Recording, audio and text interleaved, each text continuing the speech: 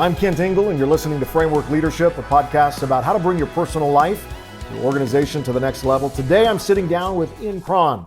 Ian Morgan Cron is an Enneagram expert, best-selling author of popular book, The Road Back to You. As a pioneer in the Enneagram movement, Ian is a sought-after speaker for conferences, corporate boardrooms alike. In addition to writing, facilitating retreats, and speaking around the country, Ian is an Episcopal priest, trained psychotherapist. So it's my pleasure to welcome you, Ian, to the Framework Leadership Podcast today. Hey, it's really great to be here. Thank you. Let's start out with a couple of questions about your background. I mean, you have a variety of interests and experiences from becoming a priest to a psychotherapist. Tell us a little bit about how did these interests and passions begin stirring in your life, and how did you take it from there? Well, I've always been curious about what it is that makes people tick, about the interior worlds of different kinds of people, and that married with my sort of innate desire to help people on their journeys or to ask them to accompany me on mine as we discover together what it means to become full human beings.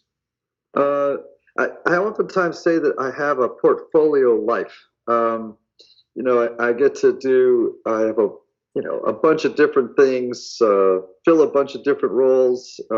Actually, one of the ones that you actually missed on there is that I'm also a songwriter here in Nashville. Oh, wow. Okay. So that also occupies some of my time during a week. So it's wonderful. I get to go from one thing to the next. It's fantastic. I'm like Tigger. This whole process you just mentioned of becoming, how does that play a role, kind of in a disciplined way, how does that play a role in your day-to-day life to really keep you on track and always in that process of becoming and that self-awareness piece? Yeah, I'm fortunate that I'm a naturally self-reflective person. Okay. And my attention is always migrating toward who am I? Who am I becoming? Am I living into the best expression of who I am? And how is that being used in service to the world? And advancing goodness, if you will, sure, absolutely. into the world. So I think it's just a very natural feature of who I am. I recognize that other people are not, by nature, disposition, temperament, as self-reflective as I am. And so I just get a charge out of helping people take time who might not otherwise do so to think deeply about their lives. Yeah. One of your gifts, I mean, you among many, but you're a great writer. You started writing back in 2007, I believe. Tell us about that process. What's it like to write and put what's in your heart and get that in a way that does come alongside people and help them with their journey? It's hard. Yes. It's torturous. It's hard. And it's a real discipline. In fact, I was just writing when we started our call, and I got lost in it. So I was a few minutes late for this. In terms of process, I'm always trying to find a voice that's invitational and inclusive. Like, how can I bring along as many people as I can in a voice that feels like, hey, come with me as I do this. I'm not the expert. This is my journey, and I would welcome you to come with me on it. And let's just see what we can learn, Yeah. So that's my posture as I write. You host your own podcast, Typology. Tell us a little bit about it and what inspired you with this particular framing in this podcast. Yeah, so we often begin the show by saying, welcome to Typology, the show on which we explore the mystery of the human personality through the lens of the Enneagram. Yeah. Initially, the show was a promotional asset after the book came out. I did not know that 3 years later I would still be doing it. But there was a real demand and interest and an audience for it. And I actually fell in love with the format. And as a therapist, for me to sit down and be curious about what other people are like is, it's right in my wheelhouse. So it's a delight to be able to do it. And speaking of the Enneagram, our mission at Southeastern University, we're privileged to serve as president. Our actual mission states that we are there to help students discover and develop, and we use the phrase divine design. The way they are created may design their gifts, talents, personalities, and then we get to pour all of the knowledge, wisdom, experiential pieces to their lives. And so this whole idea of the Enneagram, I want to dive into that a little bit. Give us a good comprehensive summary for those who may be listening and don't know a lot about the Enneagram and how valuable it can be to our self-awareness. Yeah. So the Enneagram is an ancient personality typing system that teaches there are 9 different personality styles in the world, one of which we adopt in childhood as a way to feel safe in the world, right? And to navigate relationships. It is the best tool I know of for helping people develop self-knowledge, self-awareness, and to understand their unique divine design. Yeah. It's interesting. Calvin, in the opening of the Institutes, begins with, without self-knowledge, there is no knowledge of God. Right. Yeah. I think the pursuit of self-knowledge has been sorely ignored in the Christian world. I oftentimes will say, and it's a little controversial, that people often use religion as a defense against getting to know themselves. But if Calvin is right, then we do so at our own peril. We need to know and understand ourselves. Right. That's good. And it is, the Enneagram is a powerful tool when we do begin to understand who we are and how we are designed and who we can become. What would you say are some of the misconceptions about the Enneagram that some have about it? There are lots of them, as is always the case. When a tool is introduced into the world, people can grab hold of it and take it in all kinds of weird directions. Thankfully, I don't see it a lot, but I do see it from time to time. So the first thing is just because you know your Enneagram type doesn't mean you know who you are. Okay. Your Enneagram type is simply a low resolution picture of who you are inside. That said, if you get 10% more clarity about who you are and about who other people are, that's a giant step forward on the evolutionary scale. Sure. That gives you a tremendous advantage in the world.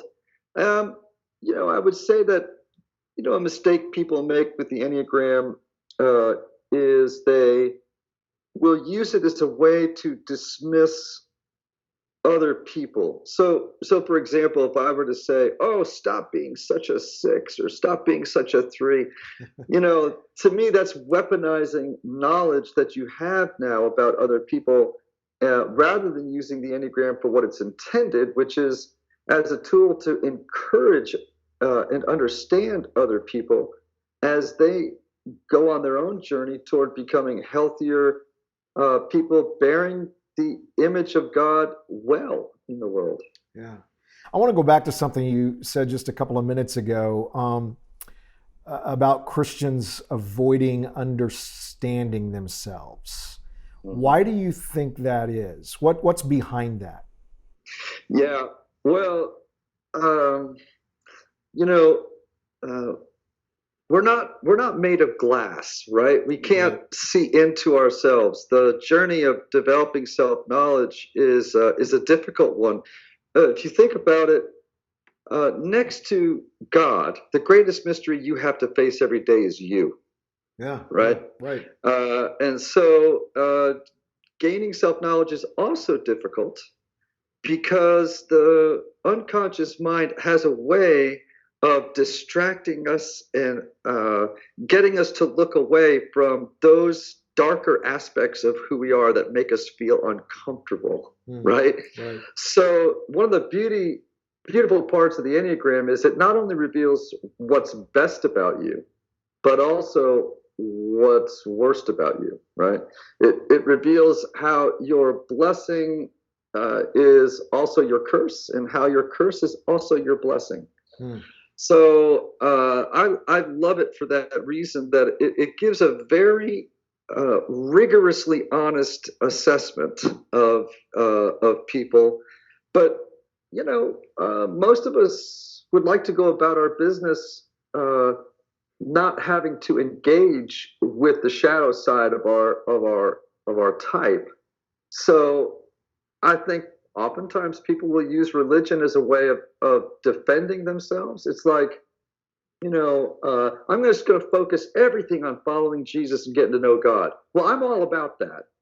But if we ignore getting to know and understanding ourselves, well, we are greatly disadvantaging ourselves, and we actually become a danger to ourselves and community when we don't know who we are. That's good. What does the Enneagram tell us about ourselves that other personality profiles don't? Yeah, and I'm a fan. I'm a fan of Myers-Briggs. I'm a fan of Colby and Hogan and all these different kinds of assessment tools that help us to gain insight into who we are. What I think makes the Enneagram unique is primarily what I just said, which is that it reveals both what's best and worst about us. Mm-hmm. It offers a transformational path, I think. It gives also a really powerful amount of insight into who other people are, and it's accessible. You don't have to go to a 3-day workshop and become an expert in what it means to be an ENFP. Sure. I mean, I went to grad school, studied the Myers-Briggs as part of a curriculum in grad school for psychology. I still don't know what it means to be an ENFP, Right, so, right. The Enneagram is so narrative and immediately accessible to people that that too makes it a very powerful tool. Yeah. Now, I'm surrounded by a great team of leaders, and I have a lot of friends that are, several of them have the same Enneagram number, but they have different personalities. So how can two people of the same type be so different?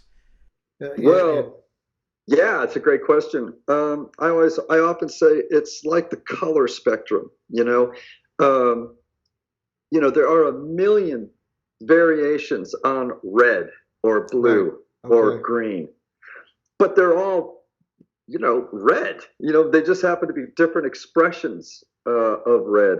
And so the analogy there, I think, is fairly clear.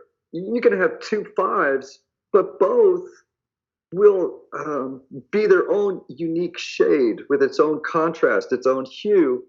However, they're both red, meaning they share the same core motivations and underlying assumptions and beliefs, whether they're aware about it. They're just giving expression to them in different ways. Yeah. Now I'm making a big confession to you right now. I haven't taken the test yet, but I'm told I'm probably a type 8 for sure.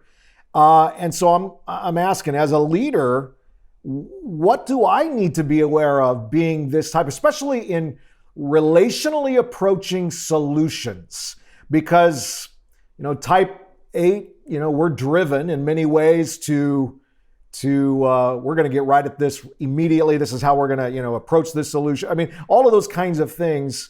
Talk to me a little bit about from the relational dynamic to solution making with that understanding of being an 8. Sure. So the unconscious motivation of the 8 is to mask weakness and vulnerability from themselves and others by asserting strength and control over others in the environment. Now, if you don't have much self-awareness, you see where that can go bad, right? Yeah, absolutely. Absolutely. Yeah, you probably have lived long enough that you can look in the rearview mirror and see that there have, over the years, been some repeating patterns Sure. of behaviors that have not served you well Yeah. as a result of that. Now, when you're healthy, you can join the company of other apes like Martin Luther King. Okay. Yeah. On the other hand, you could also be Vladimir Putin. It just really depends on where you are on the scale of self-awareness and character, right? Yeah. No, So when you have, I'm sorry, go ahead. no, you were mentioning like on that path to health. I mean, you write about that in the book, The Road Back to You. So I'm curious, what is that one suggestion you make to people who are trying to move into that health so they can understand the, I guess, the right path, that they need to be on as they approach relational solution making? So the first one would be self-knowledge. You have to have the raw data, right? Okay, so this is my architecture. Here's my typical ways of acting, thinking, and behaving in the world. And then learning how to exercise self-observation and be able to watch how your patterns of thinking, acting, and behaving are affecting other people in real time, throughout the course of a day. Um, for example, as an 8, you have really big guns, right? You tend to intimidate people, overwhelm people. Sometimes people experience you as being domineering, overly blunt, too aggressive. You aren't probably aware that that's how you're coming off most of the time, right? Yeah. To you, it's just like, no, I'm not mad. I'm not intimidating. I'm just a straight talking guy who, likes to get stuff done. And so if you don't have self-awareness, you could actually be banging guardrail to guardrail through people's lives in the course of a day, right? Right. Kind of maybe steamrolling people, being more of a steamroller than a diplomat, right?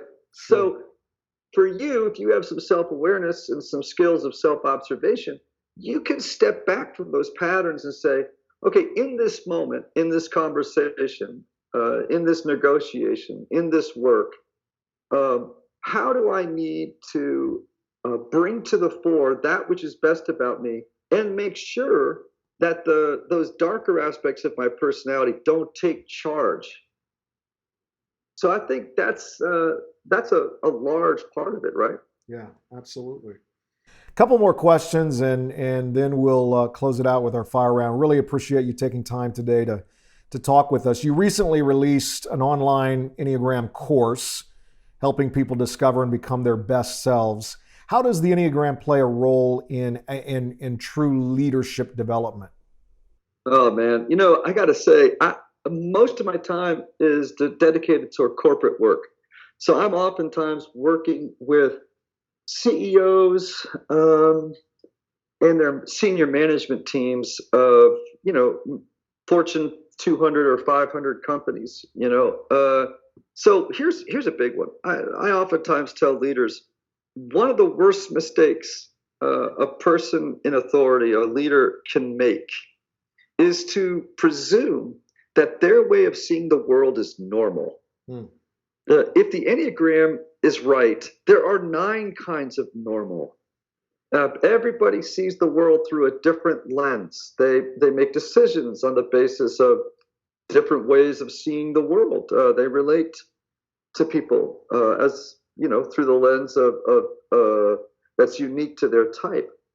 So with leaders, I'm always saying, look, if you presume that your way of seeing the world is normal, that means every other person who you meet who doesn't see the world the way that you do, you will assume that they're abnormal. Yeah. True. You know what I'm saying? True. You will think to yourself, well, if you don't see the world the way that I do, there's something wrong with you. Now, what that does is it prevents that leader from tapping into the unique gifts of people who are different from them, who have perspectives and viewpoints that can round out decisions that have to be made, data that needs to be gathered. So being open and being appreciative of difference is one of the great things the Enneagram can give to leaders. Yeah, that's good. As a minister, I've always believed, when you look at like the fruit of the Spirit, the Scripture talks about, patience, peace, goodness, kindness. How does that, when you look at the Enneagram and you look at what the Scripture talks about when it comes to the fruit, how do those play together in relational problem solving? Yeah. So I sometimes will teach people that there are 9 types on the Enneagram, and that each of them represents at their best a picture of the character and the nature of God. So ones who are the perfectionists, I'll say, hey, you really represent the goodness of God. 2s are the helpers, I say the love of God. 3s, the glory of God. Yeah. 4s, the individualists, the pathos and the beauty of God. 5s, and I can go on, right? Sure. So each type brings something to the table that is absolutely necessary. And the hand can't say to the foot, we don't need you. Right, the foot can't right. say to the eye, we don't Exactly. need you. Well, we need all 9 types to be functioning at their best in the body of Christ, in corporations, and whatever the setting may be. And so let me give you an example of this. I'm a 4 on the Enneagram. That's an individualist. And we are people who are incredibly emotionally attuned to ourselves and to other people, right? Mm-hmm. So it's very easy for me to walk into a room. And so as a feeling-based person, I often make decisions on the basis of intuition, right? That's sure. a very strong thing for me. It isn't for you as an 8, but it is for me. So when I need help from a friend, or when I'm trying to make a decision or solve a problem, I have lots of friends who are 5s, and they are primarily thinkers who are tremendous when it comes to analyzing. Their powers of analysis are unparalleled, right? And they tend to be emotionally detached and not nearly. They're very rational creatures. They pride themselves on their rational powers, right? So I don't, when I got to make a decision or solve a problem, and I'm just flooded with feelings, and I know intuition is not the whole basis that I should be working on, I go to a 5 friend. You know what I mean? And I say, Sure. Hey, here's the problem I need to solve, or here's the decision I need to make. Here is the facts surrounding that problem or decision. Could you just tell me from a very detached, point of view, an objective point of view, what you think I should do? Because you're a thinking-centered person, I'm a feeling-centered person, and I need to hear from that more rational voice. Logically, sure. So this says a lot about team building, the kind of people you should have around you. And just because I have that self-awareness, I know I got a limited point of view here. I need to go to somebody else who has different gifts than I do to kind of speak into the problem that needs to be solved here. Yeah. Tremendous help. That's good. One final question before we hit the fire round. You mentor a lot of young people through your teachings. You have 3 kids of your own. What's one piece of leadership advice that you would give young leaders to build in daily discipline for self-awareness, self-knowledge? Yeah. Well, I mean, obviously, I must say, get to know the Enneagram. It's a pretty powerful tool. I happen to be a big believer, obviously, as a psychotherapist, that counseling is of enormous value to people. You need people to come alongside you. And I think, one of the things I tell teachers all the time is your task is to save people time. And like my kids, they learn the Enneagram in their early 20s, late teens. And I can just tell you, like, I have an 8 daughter, but she's 28 years old. I have saved her time. In other words, I have spared her heartache by really introducing her to the Enneagram. And now she has a level of self-knowledge that eclipses virtually all of her peers, right? Yeah. And so I'm helping her not fall into the same potholes that other people her age are going to fall into, or I'm going to save her time in terms of how long she's going to stay in that pothole. You know what I'm saying? Right, yeah. So I mean, I think the Enneagram is a great tool. I would also say, and unfortunately, we don't see this as much as we used to, but it obviously can still be done, which is read. Yeah, that's good. And I don't mean just blogs. I mean, read books, read novels. And if you want to understand human beings, read novels, not just, books that are, nonfiction, self-help, or leadership books. But if you want to understand the dynamics and the world in which people live, you should be reading as much as you possibly can all the time. All right, we're going to close this out with a quick fire round of questions. I got 3 for you. You just mentioned read. What's the last great book you've read? Woo! Oh man, the last great novel I read was The Art of Fielding, which was just a tremendous book. God, I do so much reading around the Enneagram and psychology right now that probably wouldn't be all that helpful to folks that are in your audience. But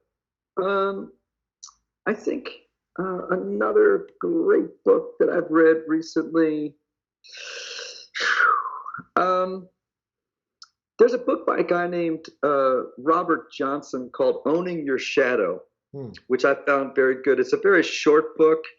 And I read another really short book the other day that I loved called Self-Knowledge, which is found if you go to the schooloflife.com. It's a site that Alain de Botton sort of runs, and he's got a bunch of small books that are fantastic. And the one called Self-Knowledge is really helpful. All right, second question. What historical leader, living or dead, would you most like to sit down and have a cup of coffee with? Thomas Merton. Thomas Merton, Catholic priest, world-class author and thinker, died in 1968. His books had a profound impact on me as a young man, and continued to be of great value to me as an older guy. Final question. What's your next big dream you want to accomplish? Besides taking over the world and becoming inestimably rich? Yes. Okay, well, now we just put my shadow side on the table. Right. Yeah, I mean, if I could do anything, I would open a retreat center here in Colorado, a world-class retreat center where I could gather great thought leaders and thinkers and bring them together with other people to grow into their best selves, and have a beautiful campus and in driving distance of Nashville, and have artists and theologians and thinkers and leaders come in to share their wisdom and help people realize deep inner transformation. That's good. Well, Ian, so grateful for your powerful voice, your value on the importance of being disciplined and self-awareness and self-discovery and knowledge and self-management. It's just so significant in the journey of understanding who you are and who you can become. It's been a pleasure to talk with you today. For more on Ian Cron, you can follow him on Instagram at Ian Morgan Cron, or check out his website, iancron.com. Again, Ian, thanks for joining us on Framework Leadership today. It was fun. Thank you.